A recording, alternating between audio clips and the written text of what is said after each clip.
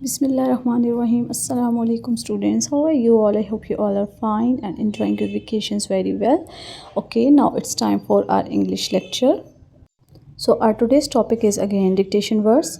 Okay, yesterday we have learned 5 dictation words and I hope you have learned them and write them on your rough registers. And now we are going to learn 5 more dictation words. So let's start. So our first word is sparrow. SPARROW, sparrow. Next word is tree. Tree.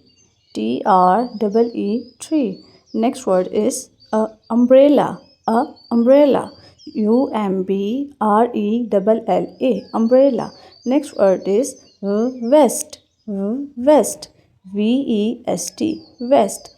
Next is watermelon. Watermelon. WATER, water. MELON, watermelon.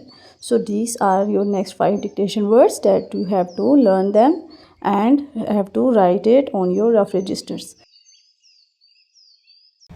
Also these words are included in your first term syllabus, so you have to learn them very well. Okay, now Allah Hafiz.